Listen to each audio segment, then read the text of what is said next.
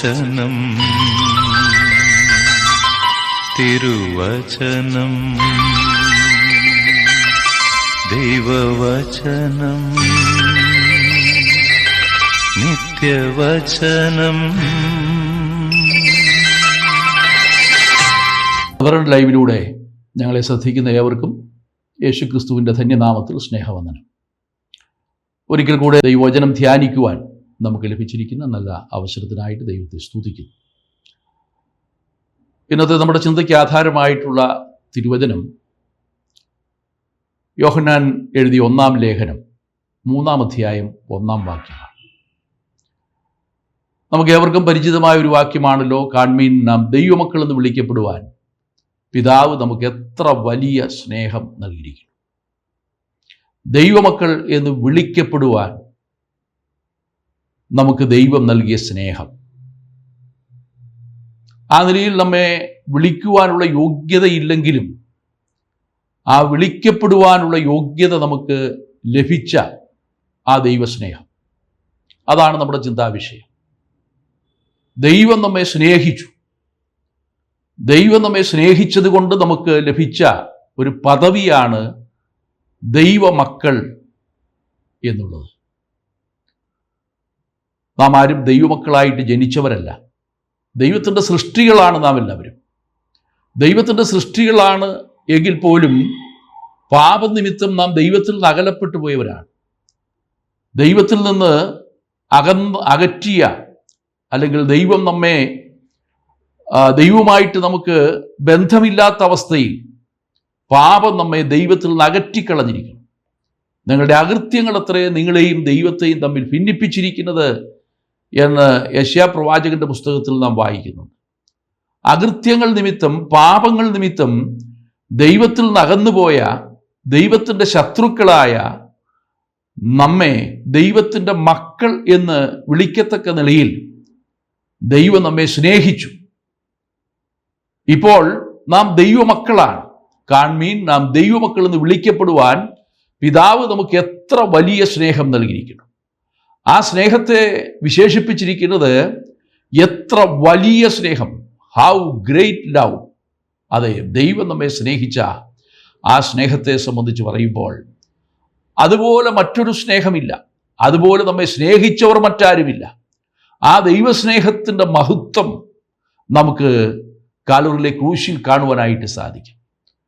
ക്രൂശിലെ സ്നേഹത്തെ സംബന്ധിച്ച് റോമാലേഖനം 5-ാം അധ്യായം 8-ാം വാക്യത്തിൽ ഇങ്ങനെ വായിക്കുന്നു: ക്രിസ്തുവോ നാം പാപികളായിരിക്കുമ്പോൾ തന്നെ നമുക്ക് വേണ്ടി മരിക്കയാൽ ദൈവം തനിക്ക് നമ്മോടുള്ള സ്നേഹത്തെ പ്രദർശിപ്പിക്കുന്നു. അതെ, ദൈവത്തിൻ്റെ സ്നേഹം പ്രദർശിപ്പിക്കപ്പെട്ട രംഗമാണ് ക്രൂശ്. ആ ക്രൂശിൽ ദൈവത്തിൻ്റെ സ്നേഹം നമുക്ക് കാണുവാൻ സാധിക്കും.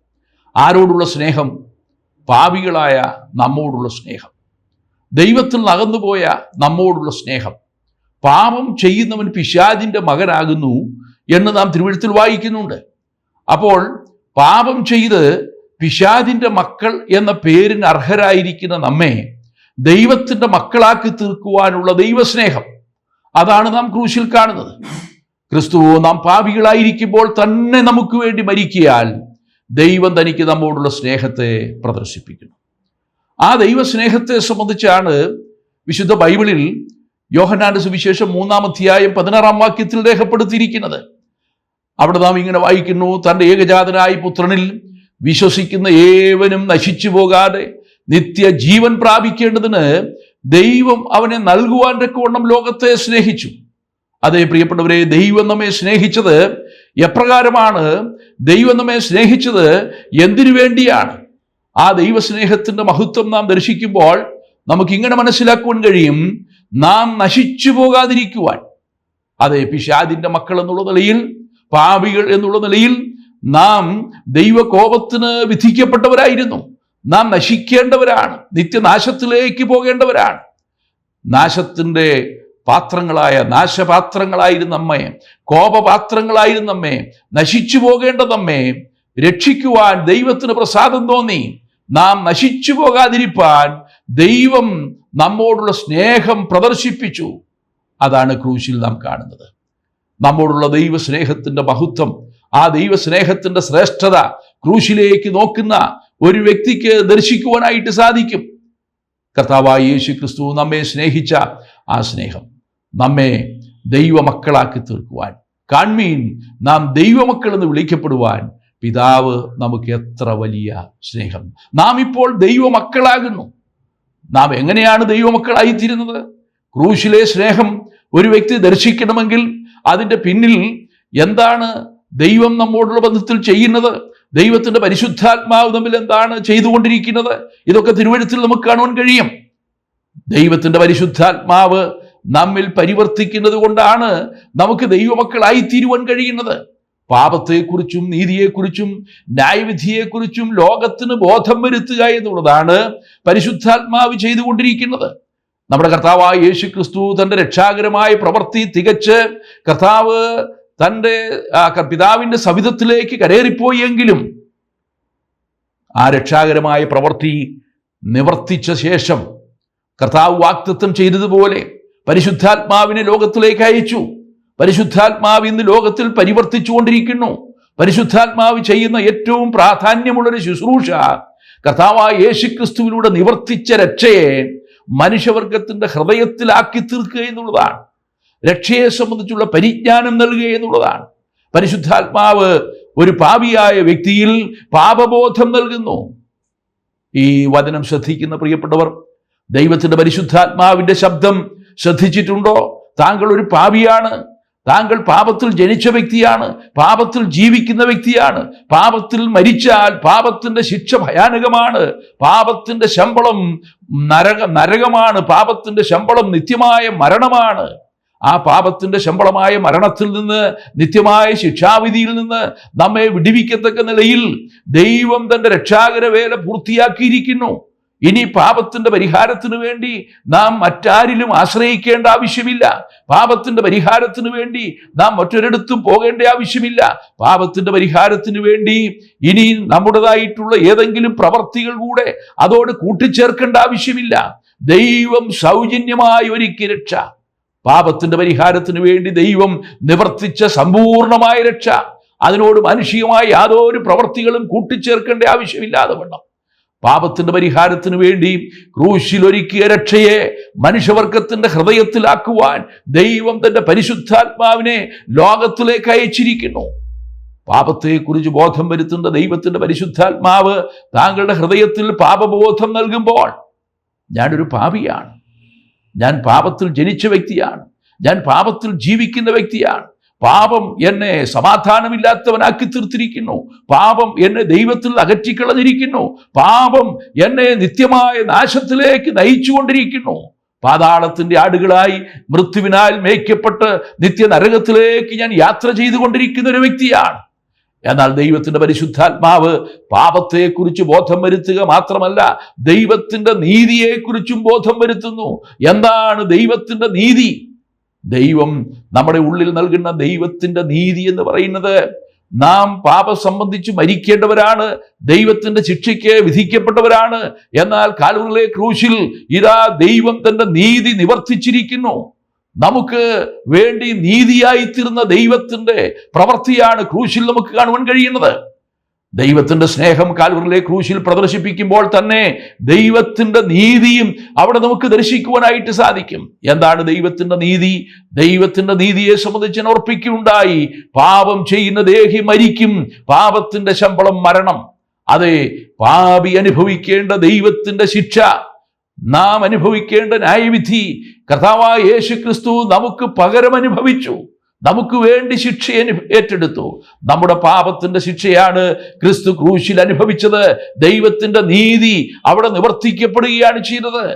ക്രൂശിൽ പാപമില്ലാത്ത പരിശുദ്ധൻ ശിക്ഷിക്കപ്പെടുമ്പോൾ പാപത്തിന്റെ ശിക്ഷ ക്രിസ്തു ക്രൂശിൽ അനുഭവിക്കുകയായിരുന്നു. നമുക്ക് പകരമായി ശിക്ഷിക്കപ്പെട്ട ദൈവപുത്രനെയാണ് നമുക്ക് ക്രൂശിൽ കാണുവാൻ കഴിയുന്നത്. നമുക്ക് വേണ്ടി നീതിയായി തീർന്നു. നമ്മുടെ കർത്താവായ യേശു ക്രിസ്തു നാം അനുഭവിക്കേണ്ട പാപത്തിന്റെ ശിക്ഷ അനുഭവിച്ചത് കൊണ്ട് നമുക്കിന്ന് വിശ്വാസത്താൽ സൗജന്യമായി നീതീകരിക്കപ്പെടുവാനായിട്ട് സാധിക്കും. അതാണ് റോമാലേഖനം 5-ാം അധ്യായം 1-ാം വാക്യത്തിൽ വായിക്കുന്നത്. വിശ്വാസത്താൽ നീതീകരിക്കപ്പെട്ടിട്ട് നമ്മുടെ കർത്താവായ യേശു ക്രിസ്തു മൂലം നമുക്ക് ദൈവത്തോട് സമാധാനമുണ്ട്. അതേ പ്രിയപ്പെട്ടവരെ, വിശ്വാസത്താൽ നീതി ലഭിക്കുവാനിടയായിത്തീരുന്നു. കർത്താവായ യേശു ക്രിസ്തു എനിക്ക് വേണ്ടി മരിച്ചു, എൻ്റെ പാപത്തിൻ്റെ ശിക്ഷ ക്രൂശിൽ അനുഭവിച്ചു എന്ന് വിശ്വസിക്കുമ്പോൾ നമുക്ക് ദൈവം സൗജന്യമായി ഒരുക്കിയ രക്ഷ സ്വായത്തമാക്കുവാൻ കഴിയുന്നത് മാത്രമല്ല, ദൈവത്തിൻ്റെ നീതി നമുക്ക് സ്വന്തമായി തീരുകയാണ്. നമ്മെ ദൈവത്തിൻ്റെ മക്കളാക്കി തീർക്കുന്ന ദൈവപ്രവൃത്തിയാണത്. പാപത്തെക്കുറിച്ചും നീതിയെക്കുറിച്ചും ന്യായവിധിയെക്കുറിച്ചും ലോകത്തിന് ബോധം വരുത്തുന്നു. നാം ദൈവത്തിൻ്റെ ന്യായവിധിയെക്കുറിച്ച് പറയുമ്പോൾ പാപി അനുഭവിക്കേണ്ട ദൈവത്തിൻ്റെ ന്യായവിധി അതിൻ്റെ ഒരു വശമാണെങ്കിൽ പോലും ലോകത്തിൻ്റെ പ്രഭു വിധിക്കപ്പെട്ടിരിക്കുന്നത് കൊണ്ട് ന്യായവിധിയെക്കുറിച്ചും എന്നാണ് നാം തിരുവെഴുത്തിൽ വായിക്കുന്നത്. അതെ, ലോകത്തിൻ്റെ പ്രഭു, അത് പിശാചിനെ സംബന്ധിച്ചാണ്. ലോകത്തിൻ്റെ പ്രഭു വിധിക്കപ്പെട്ടിരിക്കുന്നു. പാപത്തിൽ മനുഷ്യനെ നശിപ്പിക്കത്തക്ക നിലയിൽ പാപത്തിന്റെ ശമ്പളമായ മരണം ഏറ്റുവാങ്ങി നിത്യമായ നരകത്തിലേക്ക് മനുഷ്യൻ പോകത്തക്ക നിലയിൽ മനുഷ്യനെ പാപിയാക്കിയ, മനുഷ്യനെ നരകശിക്ഷയ്ക്ക് യോഗ്യരാക്കിയ പിശാചിന്റെ പ്രവൃത്തികളെ എന്നേക്കുമായി നശിപ്പിക്കത്തക്ക നിലയിൽ പിശാചിനെ ദൈവം ന്യായം വിധിച്ചിരിക്കുന്നു. അന്ധകാര പ്രഭുവായ പിശാചിന്റെ തല തകർത്തുകൊണ്ട് നമ്മുടെ കർത്താവായ യേശു ക്രിസ്തു പിശാചിന്റെ മേൽ ജയം വരിച്ചിരിക്കുന്നു. അങ്ങനെ ജയം വരിച്ച കർത്താവ് പിശാച് വിധിക്കപ്പെട്ടിരിക്കുന്നു, പിശാച് ന്യായം വിധിക്കപ്പെട്ടിരിക്കുന്നു. ലോകത്തിന്റെ പ്രഭുവിനെ ദൈവം ന്യായം വിധിച്ചിരിക്കുന്നു. പ്രിയ ദൈവജനമേ, എന്നെ ശ്രദ്ധിക്കുന്ന ഏവരുമേ, എനിക്ക് ഓർപ്പിക്കുവാനുള്ള ഒരു കാര്യം, പാപത്തെക്കുറിച്ച് ബോധം വരുത്തുന്ന ദൈവത്തിന്റെ പരിശുദ്ധാത്മാവ് നിങ്ങൾ കർത്താവായ യേശു ക്രിസ്തുവിൽ വിശ്വസിക്കുന്നില്ല എന്നുള്ളതാണ് ഏറ്റവും വലിയ പാപമെന്ന് പറയുന്നത്. മറ്റനേക പാപങ്ങളുടെ ലിസ്റ്റ് നമുക്കറിയുണ്ടായിരിക്കാം. ലിസ്റ്റിൽപ്പെട്ട പല പാപങ്ങളും നാം ചെയ്തുകൊണ്ടിരിക്കുന്നവരായിരിക്കാം, ചെയ്തിട്ടുള്ളവരായിരിക്കാം. എന്നാൽ അതിനേക്കാളൊക്കെ ഏറ്റവും ഗൗരവതരമായ പാപമെന്ന് പറയുന്നത്, നമ്മെ നിത്യ നരകത്തിലേക്ക് തള്ളിവിടുവാൻ കാരണമായ പാപമെന്ന് പറയുന്നത്, ഒരുപക്ഷെ നിങ്ങൾ മോഷ്ടിച്ചു എന്നുള്ളതോ, വ്യഭിചാരം ചെയ്തു എന്നുള്ളതോ, ദുർനടപ്പിൽ ജീവിച്ചു എന്നുള്ളതോ, മദ്യപാനിയായി തീർന്നു എന്നുള്ളതോ അല്ല. അതിനേക്കാൾ ഏറ്റവും ഗൗരവതരമായ പാപം, ഈ പറയപ്പെടുന്ന പാപങ്ങൾക്കൊക്കെ പരിഹാരമുണ്ട്, എന്നാൽ ഏറ്റവും ഗൗരവതരമായ പാപം, ക്ഷമിക്കപ്പെടാത്ത പാപം, യേശു ക്രിസ്തു താങ്കളുടെ പാപത്തിന്റെ പരിഹാരത്തിന് വേണ്ടിയാണ് ക്രൂശിൽ മരിച്ചതെന്ന് വിശ്വസിക്കാതെ യേശുവിനെ തള്ളിക്കളയുന്നതാണ്. താങ്കളെ ശുദ്ധീകരിച്ച നിയമരക്തത്തെ മലിനമെന്ന് വിചാരിച്ച് അതിനെ തള്ളിക്കളയുന്നതാണ് ഏറ്റവും വലിയ പാപമെന്ന് പറയുന്നത്. അതാണ് ക്ഷമിക്കപ്പെടാത്ത പാപം. അതുകൊണ്ട് പരിശുദ്ധാത്മാവ് പാപത്തെക്കുറിച്ച് ബോധം വരുത്തുമ്പോൾ, നീതിയെക്കുറിച്ച് ബോധം വരുത്തുമ്പോൾ, പാപത്തെക്കുറിച്ചും നീതിയെക്കുറിച്ചും ദൈവത്തിന്റെ ന്യായവിധിയെക്കുറിച്ചും ബോധം വരുത്തുമ്പോൾ, ദൈവത്തിന്റെ സന്നിധിയിൽ താങ്കളെ തന്നെ സമർപ്പിച്ചുകൊണ്ട്, കർത്താവേ, ഞാനൊരു പാപിയാണ്, എൻ്റെ പാപത്തിൻ്റെ ശിക്ഷയാണ് ഇവിടുന്ന് ക്രൂശിൽ അനുഭവിച്ചത്, ഞാനത് വിശ്വസിക്കുന്നു, എന്നെ രക്ഷിക്കണമേ, എൻ്റെ പാപങ്ങൾ കഴുകി എന്നെ ശുദ്ധീകരിക്കണമേ, എന്നെ ആ ക്രൂശിലെ സ്നേഹം ഇതാ എന്നെ നിർബന്ധിക്കുന്നു, ഞാൻ അങ്ങയുടെ ആ ക്രൂശിന്റെ ചൂട്ടിലേക്ക് വിശ്വാസത്താൽ അടുത്തു വരുന്നു, അങ്ങേ എൻ്റെ രക്ഷകനും എൻ്റെ കർത്താവും എൻ്റെ ദൈവവുമായി എൻ്റെ ഹൃദയത്തിലേക്ക് ഞാൻ സ്വീകരിക്കുന്നു. ശിഷ്ടമുള്ള കാലം അവിടുത്തെ ഒരു പൈതലായിട്ട് ജീവിക്കുവാൻ എന്നെ അങ്ങേക്കായി സമർപ്പിക്കുന്നത് പറഞ്ഞുകൊണ്ട് യേശു കർത്താവിനെ ഉള്ളത്തിലേക്ക് സ്വീകരിച്ച് ക്രിസ്തുവിനായി ജീവിതം സമർപ്പിച്ച് ഏൽപ്പിച്ചു കൊടുക്കുന്ന അനുഭവം, ആ സമയത്ത് ദൈവത്തിന്റെ പരിശുദ്ധാത്മാവ് താങ്കളുടെ ഉള്ളിലേക്ക് വരുന്നു. ദൈവത്തിന്റെ പരിശുദ്ധാത്മാവ് വസിക്കുന്ന ദൈവത്തിന്റെ മന്ദിരമായി താങ്കളുടെ ശരീരം മാറ്റപ്പെടുന്നു. ഇതുവരെയും പുറമേ നിന്ന് ആലോചന പറഞ്ഞു തന്ന പരിശുദ്ധാത്മാവ് താങ്കളിൽ വാസമാരംഭിക്കുന്നു. ക്രിസ്തു താങ്കളുടെ ഹൃദയത്തിലേക്ക് കടന്നു വരുന്നു. ക്രിസ്തുവിന്റെ നിവാസ കേന്ദ്രമായി താങ്കളുടെ ഹൃദയം മാറ്റപ്പെടുന്നു. അതെ, അവനെ കൈക്കൊണ്ട് അവന്റെ നാമത്തിൽ വിശ്വസിക്കുന്ന ഏവർക്കും ദൈവമക്കളായി തീരുവാൻ അവൻ അധികാരം കൊടുത്തു.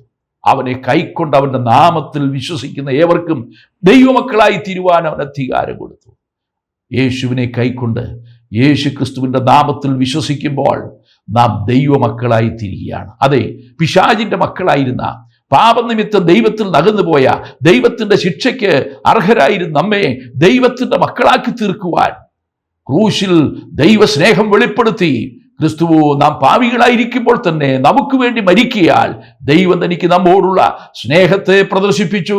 കാൽവറിയിൽ വെളിപ്പെട്ട സ്നേഹം പരിശുദ്ധാത്മാവിനാൽ ആ ക്രൂശിലേക്ക് താങ്കൾ ആകർഷിക്കപ്പെടുമ്പോൾ ആ ക്രൂശിന്റെ ചുവട്ടിലേക്ക് കടന്നു വന്ന് വിശ്വാസത്താൽ യേശുവിനെ രക്ഷകനും കർത്താവുമായി സ്വീകരിക്കുമ്പോൾ ആ ദൈവസ്നേഹം താങ്കളുടെ ഉള്ളിൽ പരിവർത്തിക്കുമ്പോൾ ദൈവത്തിന്റെ പരിശുദ്ധാത്മാവും ദൈവത്തിന്റെ വചനവും താങ്കളെ ഒരു പുതിയ സൃഷ്ടിയാക്കി തീർക്കുകയാണ്. ആ നിലയിൽ ദൈവത്തിന്റെ മക്കൾ എന്ന് വിളിക്കപ്പെടുന്ന അനുഗ്രഹിക്കപ്പെട്ട അനുഭവത്തിലേക്ക് കടന്നു വരുന്നു. അങ്ങനെ ദൈവമക്കളായി തീർന്നു. ആ ദൈവമക്കൾ എന്നുള്ള നിലയിൽ എന്താണ് നാം ദൈവമക്കൾ എന്നുള്ള നിലയിൽ ചെയ്യേണ്ടത്? നാം ദൈവത്തിൻ്റെ മക്കളായി തീർന്നതുകൊണ്ട്, നമ്മെ ദൈവത്തിൻ്റെ മക്കളാക്കി തീർത്തത് ദൈവസ്നേഹത്താൽ ആണ് എന്ന് മനസ്സിലാക്കിക്കൊണ്ട് നമ്മുടെ ജീവിതത്തിൽ ഒരു പവിത്രമായ ജീവിതം, ഒരു പരിശുദ്ധമായ ജീവിതത്തിന് നമ്മെ ഉടമകളാക്കി തീർക്കുകയാണ്. കഴിഞ്ഞകാല ജീവിതത്തിൽ നാം ചെയ്തിട്ടുള്ള പാപങ്ങൾ, നാം ചെയ്തിട്ടുള്ള പാപപ്രവർത്തികൾ, നാം ചിന്തിച്ചിട്ടുള്ള പാപകരമായിട്ടുള്ള ചിന്തകൾ, നമ്മുടെ ജീവിതത്തിൽ നമ്മുടെ വാക്കുകൊണ്ട്, നമ്മുടെ പ്രവൃത്തി കൊണ്ട്, നമ്മുടെ ചിന്ത കൊണ്ട് നാം ചെയ്തിട്ടുള്ള പാപങ്ങൾ എല്ലാം കർത്താവായ യേശുക്രിസ്തുവിൽ കൂടെ നമ്മെ ആ പുതിയ സൃഷ്ടികളാക്കി. ഒരുവൻ ക്രിസ്തുവിലായാൽ അവൻ പുതിയ സൃഷ്ടിയായി തീർന്നു. പഴയത് കഴിഞ്ഞുപോയി, ഇതാ അത് പുതുതായി തീർന്നിരിക്കുന്നു. അങ്ങനെ പുതിയ സൃഷ്ടികളായി തീർന്ന ദൈവമക്കൾ. നമുക്കറിയാം, നമ്മുടെ ജീവിതത്തിൽ പാപം ചെയ്ത മനുഷ്യൻ, ദൈവത്തിൽ അകന്നുപോയ മനുഷ്യൻ പുതിയ സൃഷ്ടികളായി തീർന്നു കഴിയുമ്പോൾ ആ ജീവിതത്തിൽ വരുന്ന വ്യത്യാസം എത്ര വലുതാണ്. നമുക്കറിയാം, 38 വർഷം ബെഥെസ്ദ എന്ന് പറയുന്ന കുളക്കരയിൽ കിടന്ന ഒരു മനുഷ്യനെ സംബന്ധിച്ച്, ഒരു രോഗിയായ മനുഷ്യനെ സംബന്ധിച്ച് നാം കാണുന്നുണ്ട്. അവന് തനിയെ ആ കുളത്തിലിറങ്ങി സൗഖ്യം പ്രാപിപ്പാൻ കഴിവില്ലാത്തവണ്ണം അവൻ ബലഹീനനായിരുന്നു. അവനെ ആ കുളത്തിലാക്കുവാൻ ആരും തന്നെ ഉണ്ടായിരുന്നില്ല. അവൻ്റെ വിഷമം അവൻ കർത്താവിനോട് പറയുന്നുണ്ട്. ഞാൻ തനിയെ ആ കുളത്തിലേക്ക് ഇറങ്ങുവാൻ ചെല്ലുമ്പോൾ എനിക്ക് മുമ്പേ ആരെങ്കിലും ആ കുളത്തിലേക്ക് ഇറങ്ങുന്നു. ആ നിലയിൽ എനിക്ക് 38 വർഷവും ഞാൻ പരാജയപ്പെട്ടു പോയി. എൻ്റെ ആയുസ്സിൻ്റെ നല്ലൊരു ശതമാനവും ഞാൻ നഷ്ടപ്പെടുത്തി കളഞ്ഞു. എനിക്ക് രക്ഷ പ്രാപിപ്പാൻ, എനിക്ക് സൗഖ്യം പ്രാപിക്കുവാൻ ഇതുവരെ കഴിഞ്ഞിരുന്നില്ല. എന്നാൽ എന്നെ സൗഖ്യമാക്കുവാൻ ആരുമില്ല എന്ന് പറഞ്ഞപ്പോൾ നമ്മുടെ കർത്താവ് ആ മനുഷ്യനോട് സൗഖ്യമാക എന്ന് കൽപ്പിക്കുകയുണ്ടായി. സൗഖ്യമായ മനുഷ്യൻ, അവനോട് കർത്താവ് പറഞ്ഞതായ ഒരു വാചകം ഇതാണ്: ഇനി പാപം ചെയ്യരുത്. ഇപ്പോൾ നിനക്ക് സൗഖ്യം ലഭിച്ചിരിക്കുന്നു. കഴിഞ്ഞ 38 വർഷത്തെ നിന്റെ ജീവിതം, അതിന് പാടെ വ്യത്യാസം വന്നിരിക്കുന്നു. അതിന് പൂർണ്ണമായ വിടുതൽ ലഭിച്ചിരിക്കുന്നു. ഇനി പാപം ചെയ്യരുത്. അതെ, ഒരിക്കൽ പാപത്തിൽ ജനിച്ച് പാപത്തിൽ ജീവിച്ച് പാപം ചെയ്ത് ദൈവതേജസ് നഷ്ടപ്പെട്ടു പോയ മനുഷ്യനെ ദൈവത്തിന്റെ മക്കളാക്കി തീർക്കുവാൻ, ദൈവത്തിന്റെ പുത്രീപുത്രന്മാരാക്കി തീർക്കുവാൻ ദൈവം തൻ്റെ സ്നേഹം, തൻ്റെ പുത്രനെ കാൽവറിയിൽ തകർത്തൊരുക്കിയെങ്കിൽ, ആ ദൈവസ്നേഹം നമ്മോടുള്ള ബന്ധത്തിൽ വെളിപ്പെടുത്തിയെങ്കിൽ, ആ ദൈവസ്നേഹത്താൽ ആകർഷിക്കപ്പെട്ട് യേശുക്രിസ്തുവിൽ കൂടെ പാപമോചനം ലഭിച്ച ദൈവമക്കൾ, അവരെ സംബന്ധിച്ച് ദൈവം ആഗ്രഹിക്കുന്നത് ഇനി പാപം ചെയ്യരുത്. ഒരു വിശുദ്ധമായ ജീവിതം, അതാണ് ദൈവം നമ്മെക്കുറിച്ച് ആഗ്രഹിക്കുന്നത്. ദൈവത്തിൽ നിന്ന് ജനിച്ചവൻ ആരും പാപം ചെയ്യുന്നില്ല എന്ന് യോഹന്നാൻ തൻ്റെ ലേഖനത്തിൽ തുടർന്ന് പറയുന്നു. അതേ പ്രിയപ്പെട്ടവരെ, ദൈവത്തിൽ നിന്ന് ജനിച്ചതുകൊണ്ട് നാം ഇനി പാപം ചെയ്യരുത്. മാത്രമല്ല, ദൈവത്തിൽ നിന്ന് ജനിച്ച ദൈവമക്കൾ ദൈവ കൽപ്പനകളെ അനുസരിക്കേണ്ടവരാണ്. പിതാവിൻ്റെ കൽപ്പനകളെ, പിതാവിൻ്റെ വാക്കുകളെ അനുസരിക്കേണ്ടവരാണ്. ദൈവമക്കൾ കർത്താവിനെ അനുസരിക്കുന്നവരായിരിക്കണം. ഒരു പിതാവ് തൻ്റെ മക്കളെ എത്രമാത്രം സ്നേഹിക്കുന്നു, ആ മക്കൾക്ക് ആ പിതാവിനോടുള്ള സ്നേഹം എങ്ങനെ വെളിപ്പെടുത്തുവാൻ കഴിയും? മാതാപിതാക്കളെ അനുസരിക്കുന്നതിലൂടെയാണല്ലോ നാം ആ സ്നേഹം വെളിപ്പെടുത്തുന്നത്. മേലാൽ പാപം ചെയ്യരുത് എന്ന് മാത്രമല്ല, ദൈവത്തിൻ്റെ വചനത്തിലൂടെ നമുക്ക് നൽകിയിരിക്കുന്ന ദൈവത്തിൻ്റെ ആലോചനകൾ അത് നാം മനസ്സിലാക്കി ദൈവ കൽപ്പനകളെ അനുസരിക്കുന്നവരായിരിക്കണം. അതുകൊണ്ടാണ് നാം ഇങ്ങനെ വായിക്കുന്നത്. എഫെസ്യർ 5-ാം അധ്യായം 1-2 വാക്യങ്ങളിൽ വായിക്കുന്നു: ആകയാൽ പ്രിയമക്കൾ എന്ന പോലെ കർത്താവിനെ അനുകരിപ്പീൻ. അതേ പ്രിയപ്പെട്ടവരെ, നമുക്ക് കൃപയാൽ രക്ഷിക്കപ്പെടുവാൻ, ദൈവമക്കളായി തീരുവാൻ, ഒന്നും ചെയ്യാതെ, ഒരു മൈൽ പോലും നടക്കാതെ, ഒരു പൈസ പോലും മുടക്കാതെ, നമ്മുടെ ജീവിതത്തിലെ യാതൊരു അധ്വാനവും കൂടാതെ കൃപയാൽ നമുക്ക് രക്ഷിക്കപ്പെടുവാനിടയായി. ദൈവസ്നേഹം കാൽവറിയിലെ ക്രൂശിൽ വെളിപ്പെടുത്തപ്പെട്ടു. ആ ദൈവസ്നേഹത്താൽ ആകർഷിക്കപ്പെട്ട് യേശു ക്രിസ്തുവിനെ രക്ഷകനും കർത്താവുമായി സ്വീകരിക്കുവാൻ ദൈവം നമുക്ക് കൃപ നൽകി. ദൈവത്തിന്റെ പരിശുദ്ധാത്മാവ് നമ്മിൽ പ്രവർത്തിച്ചു. നാം ദൈവത്തിന്റെ മക്കളായി തീർന്നു. അങ്ങനെ ദൈവത്തിന്റെ മക്കളായി തീർന്നവർ ഇനിയുള്ള നാളുകളിൽ മേലാൽ പാപം ചെയ്യാതെ, അശുദ്ധമായ വഴിയിലേക്ക് പോകാതെ, പാപത്തിന്റെ വഴികളെ നാം പാടെ ഉപേക്ഷിച്ചുകൊണ്ട് ഒരു പവിത്രമായ പാതയിലൂടെ നാം മുമ്പോട്ട് പോകുമെങ്കിൽ നിശ്ചയമായും ദൈവമക്കൾ എന്നുള്ള നിലയിൽ നല്ല സാക്ഷ്യം പുലർത്തി ജീവിക്കുവാൻ നമുക്ക് കഴിയുമെന്ന് മാത്രമല്ല, ദൈവകൽപ്പനകളെ അനുസരിച്ചുകൊണ്ട് കർത്താവിനെ മാനിച്ച്, കർത്താവിനെ സ്നേഹിച്ച്, കർത്താവിൻ്റെ ഇഷ്ടം ചെയ്യുന്ന മക്കളായി, പ്രിയ മക്കളായി നമുക്ക് കർത്താവിനെ പിൻപറ്റുവാനായിട്ട് സാധിക്കും. എൻ്റെ ഈ സന്ദേശം ശ്രദ്ധിക്കുന്ന മാന്യ ശ്രോതാക്കൾ, താങ്കൾ ഒരു ദൈവ പൈതലായി തീർന്നിട്ടുണ്ടോ? താങ്കൾ ദൈവത്തിൻ്റെ ഹിതം ചെയ്യുന്നൊരു വ്യക്തിയായി തീർന്നിട്ടുണ്ടോ? ഇല്ല എങ്കിൽ താങ്കളുടെ ജീവിതം ഇപ്പോൾ തന്നെ കർത്താവിനായി സമർപ്പിച്ച് ഏൽപ്പിച്ചു കൊടുക്കുക.